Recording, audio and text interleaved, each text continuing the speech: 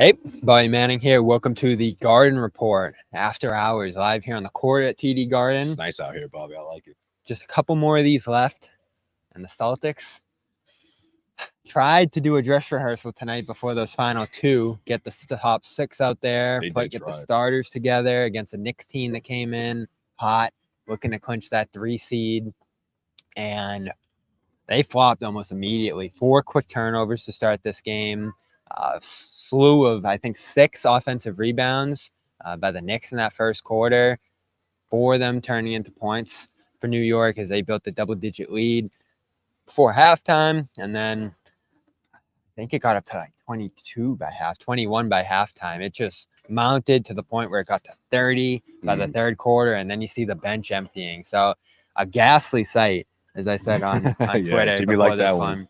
Here was Kristaps Porzingis' assessment of what happened here tonight. Maybe we'll get our ass kicked again one more time and start the series. Who knows? And then it's a wake-up call for us.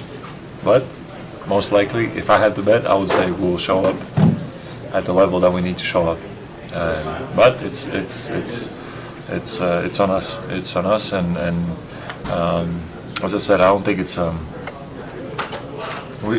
don't think it's a habit for us. It's just, to be honest, once we turned up, they were still making shots. They were still like, man, it was just one of those games for them and one of those games for us, to be honest, even when the intensity was like evened out.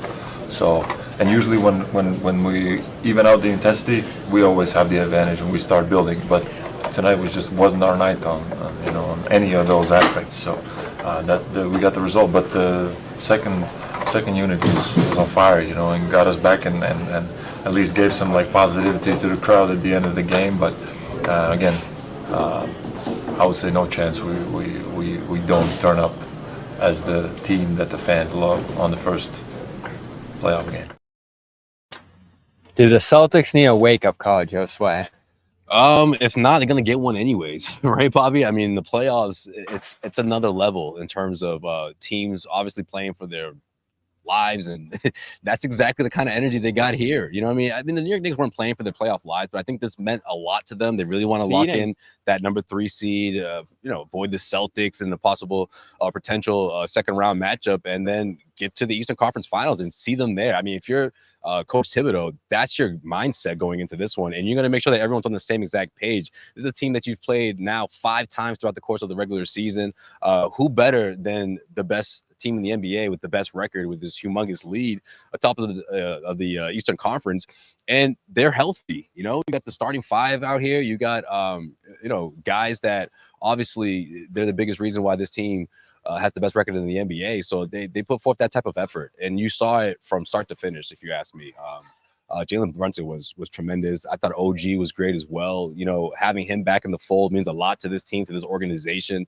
Coming off of that trade, the Knicks really found their stride. It's unfortunate that they're playing without Julius Randle, but I think they're motivated. I think they're driven, and I think tonight against the Celtics was a great example of that. So, I mean, again, if you don't wake up in the playoffs, I mean, a team like this is gonna wake you up, like as Porzingis brought up. And I thought it was interesting hearing from him because, he's never really been deep in the playoffs, right? Not to mention, I mean, never mind guys like Tatum and Jalen and Derek White, who was on this team, So I just think those guys have been there before. I hate to use the line, oh, they're bored and they're just waiting for the playoffs, but I just think their heart just naturally wasn't in it. And I think the rebounding numbers and the overall defense really showed that in this game.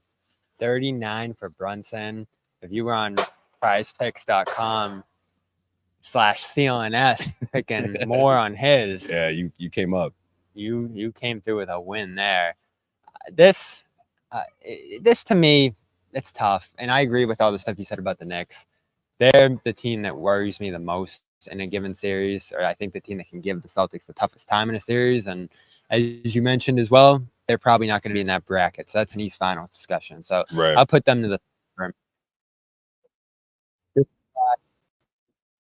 with Noah a couple of days ago, and we said both they wake up call in round 1. They need a team like the Heat, and I think we've talked about this too, that's gonna jolt their senses immediately, put up their radar, whatever you want to call it, make them alert to the fact that it is the playoffs, it's go time. You're playing the team that just beat you. So It's revenge time if that's the case. Yeah, no, for sure. I mean, that's my I hope first they get choice. something like that. I hope it's Miami. I really do because No Magic, no they'll Hawks, test you. no Bulls Right. series. You're just gonna show up to thinking you already won. Yeah. You need the Heat. Even the Sixers, I think, would do that. Though we've talked about how the Sixers could actually beat you down and maybe cause an injury or bump or bruise here or there. Or take the series at least longer than you want it to. So I think the Heat are the happy medium where you can beat them, but it's gonna be tough. And you got to show up. Yeah, no, for sure. And listen too, like this is a team that's, in my opinion, built to win a championship. I mean, they're talented enough. We know where they are in sense of their talent and their overall focus as a team that's been to these conference finals a handful of times and just ready to make it back to the NBA finals and win a title.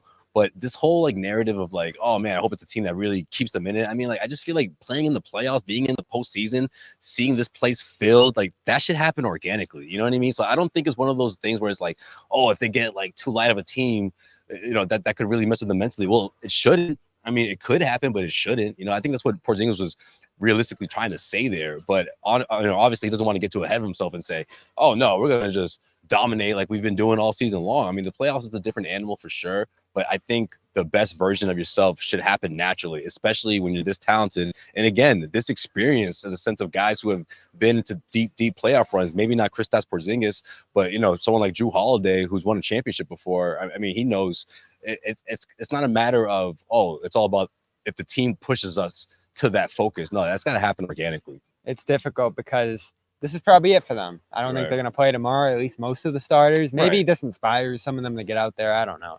Sunday, they're most certainly not playing. So this could have been the last time we see these starters together, at least all of them. Porzingis and Horford are probably going to sit tomorrow back-to-back. Right.